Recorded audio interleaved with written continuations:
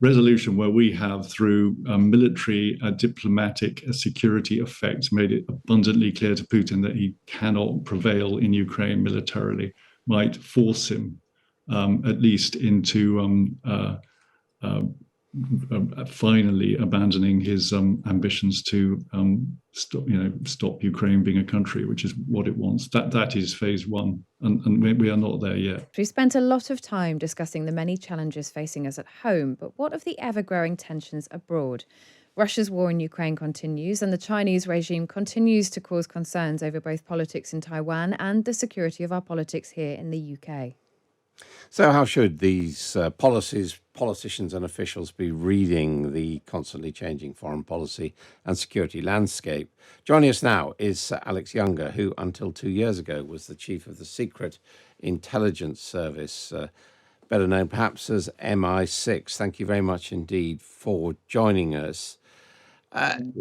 Just want to start by asking you about all the various stories about Liz Truss's phone being hacked by the Russians, about Suella Braverman not following protocols concerning secrecy as a cabinet minister.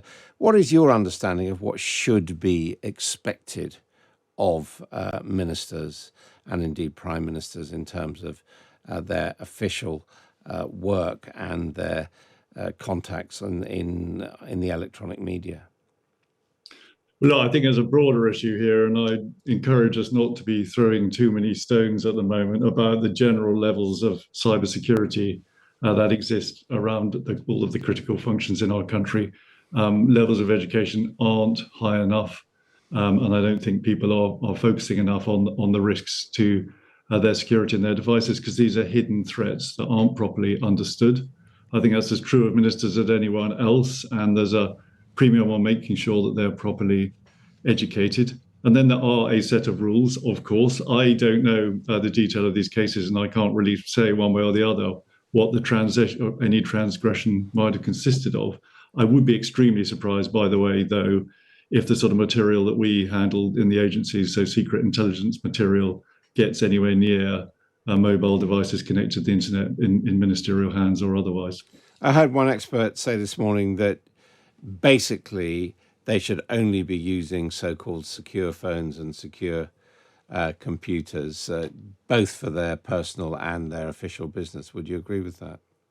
There's no such thing. So if something's connected to the internet, it's inherently vulnerable one way or the other. It's about management of risk. And so I would steer away from statements quite as blanket as that. But I certainly think that people should understand the risks. And by the way, I think we should avoid the seductive idea of a completely secure device. There's no such thing if it is connected to the internet. That goes back to the education point I was making earlier. So, Alex, given what you've just said and about managing risk, do you think that ministers should be taking their phones into meetings with nations, representatives from nations that we're not necessarily overly friendly with? Again, I mean, I think it's important to be providing people with simple and clear advice. What I would want is for them to understand the vulnerabilities of doing that. Just to be clear, how would you assess the level of threat? I mean, are you basically saying that the Russians, the Chinese, the Iranians are just out there constantly trying to hack into these channels of communication? Yeah, I think what we call the attack surface is going up all the time. A lot of our life is lived in the digital domain, which is intrinsically vulnerable. And the techniques and tools available to offensive cyber operators are becoming more sophisticated. And the issue here, by the way, is also a sort of proliferation one. It's not just the state threat, the sort of thing I would have been dealing with. If you look at Pegasus, the notorious malware created by the NSO group, an Israeli company, that for a while could be got onto your phone through a vulnerability in the iMessage that in a way that didn't even require you to do anything stupid. It's what we call a zero-click attack. So a lot of this is about risk management, about understanding what can be done, about understanding the need to just do the basics right and make yourself as low a target as possible. And as I say, us all being reasonably humble about the need to educate ourselves better on all of these issues. Now, the British and American security services, in the run up to the conflict in Ukraine, took the unusual decision of making a lot of material intelligence available so that the world could see what was going on. Now that there is a terrible war going on in Yugoslavia, is that still the policy? No, I'm incredibly proud of the way my former colleagues used intelligence. There's a fact that often the sources and methods used to get that intelligence are very delicate.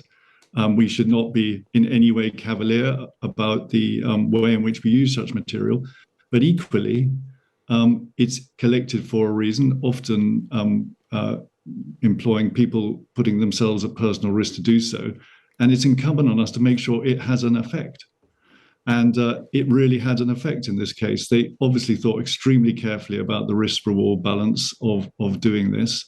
But what it did is it completely shot Putin's fox. It made any claim on his part that he had been provoked into this war risible. And I think it did a huge amount to pull together that alliance in a way that was cohesive and in a way that was a huge downside surprise for Vladimir Putin.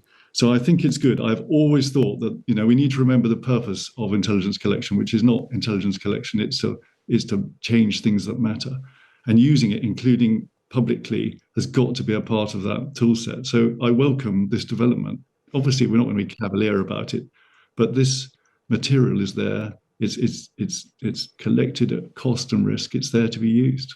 I'm interested then in your take on what Russia is currently doing, talking about the pipeline explosion, suggesting that that was something that the UK was responsible for, essentially turning that into propaganda material. Do you think that Putin has learnt some of those lessons from the early stages of this conflict and is now turning things to his advantage when it comes to using propaganda? Well, look, he's obviously got an intelligence background, but the Russians have been doing disinformation propaganda since the time of the Tsar. It's a thing that they appear to attach particular importance to. It's absolutely not new. And we don't do disinformation. What we do is operationalizing the truth. That is the big difference. But they have been at this for a while. And of course, in cyber and in the digital domain, they've got a whole new set of opportunities.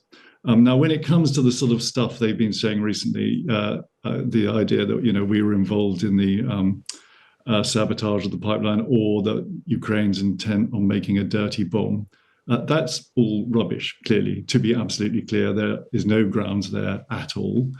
But in the warped world in which Vladimir Putin lives, I don't know. I mean, he probably, this is disinformation. Maybe someone's told him it's true. There's no checks and balances on the way information is transmitted within an autocracy. I would say, sorry, can I just carry on? Yeah, please. Which is that in the context of the dirty bomb, and I think probably also these ludicrous claims around the pipeline, there has been one good side effect, which is that the Russians got in touch and wanted to talk. And that's positive. A thing that has really worried me about this war is a complete paucity of any real meaningful senior level contacts. And I think I would expect that conversation to have allowed the Western side to have laid out really clearly its aims for Putin to be defeated in Ukraine, and to put the Russians on the spot and extract from them undertakings that they will behave with restraint, say, in the respect of nuclear use. Now, you may choose not to believe those undertakings, but it's a start that conversation even happened. What is your best assessment of the state of the Ukraine conflict right now? Well, I think we're going into a score draw at the moment, and 8 months on. So if you'd said to me on the 24th of February that's where we would be now, I'd have taken it. I would have been delighted. And it's massive testament to the will and sheer imagination of Ukraine and its resilience, and of course the quality of Western support. But it is only a score draw. I think we are getting a bit carried away when we imagine that Ukraine is about to advance and carry it all before it. And certainly Putin goes into the winter with a significant amount of confidence that Europe writ large will buckle in the face of his energy blackmail. And I think that's misplaced confidence, but he certainly doesn't think that he's losing yet. So you feel that it will end up with Ukraine having to give up territory? I think It's far too early to say that. So I think Western policy, which has been pretty unsettled, I would completely acknowledge, is fundamentally for this to end in a way that means that it actually has finished, rather than just provided Putin with some kind of frozen conflict where he regenerates his forces and tries again. And until there's really clear indication that he's completely given up on any idea that he can win this militarily, there isn't a conversation. After that, there is a conversation. Obviously, that is how this ends. But any idea that that's done over the heads of the Ukrainians against their wishes, which is clearly what Putin's angling for, I don't see any appetite for that within the West. But do you think it's realistic to suggest that President Putin will ever give up on his military aims? I mean, that's what you seem to suggest would be a start of an end point. But from everything that we see from Russia, that doesn't look like it will ever be possible. Yeah, it's a really good question. And I think we need to have low expectations of meaningful, sort of diplomatically endorsed peace while Putin is in power. So I think it is more likely eventually that he is fought to a standstill, increasingly tries to impose a frozen conflict and hold on to what he's got in Ukraine, with the Ukrainians increasingly pressurizing that. But as I said, the forces are quite evenly balanced, and I don't think that happens overnight. But yeah, a sort of change of heart, a change in the character of Vladimir Putin, yeah, you're right, that's very unlikely. So ultimately, if we take that to its logical conclusion, really resolution could only come if President Putin were no longer in power. I think resolution that augurs Russia's reintegration into the international community, the full lifting of sanctions, etc., that's absolutely true. Resolution where we have, through military, diplomatic, security effect, made it abundantly clear to Putin that he cannot prevail in Ukraine militarily, might force him at least into finally abandoning his ambitions to stop Ukraine being a country, which is what it wants. That is phase one, and we are not there yet. Finally, you talked about the case of Russia being allowed back into the international community. Do you think really the story of the next few decades is going to be so-called decoupling, with both in the tech area and militarily, basically the West retreating back into its shell and becoming effectively the competitor with China, Russia? Well, I agree with the first half of that statement, and it's important to notice that I'm old enough to remember at the end of the Cold War, we thought democracy was the answer, and the only question was how long it was going to take everyone to catch up. It's now obvious that was massively over-optimistic, and the world is diverging into different blocks, and there's a competition between value systems, and that is going to end in a degree of decoupling in key areas, strategic areas like data and high technology. Retreating into our shell, I would really reject that. This is the West's opportunity to remember what it's for, double down on its strengths, renew its alliances, empower its innovation. That doesn't sound very much to me like retreating into our shell. On the contrary, I think there's an opportunity here, boosted by the really extraordinary cohesion shown in Ukraine, to actually get our act together. That sounds like it would be quite expensive, though. Would you look to the government to invest in those kind of ambitions, 3% defence target, for example, maybe even more than that? No, I think, I mean, maybe, but I think that the things that I want to see happen, most importantly of all, maintaining our capacity to innovate technically faster than our authoritarian rivals, isn't just not expensive. The alternatives are very expensive, becoming completely dependent on products, goods and services and data provided from other regimes. That sounds very expensive to me. And finally, I have to ask you that there was a story in the last fortnight of RAF fast jet pilots recruited to help train Chinese counterparts. Are you concerned about that? Well, I don't know the truth of that, but clearly if that's true, it shouldn't be happening. Sir Alex Younger, thank you for joining us on Sunday morning.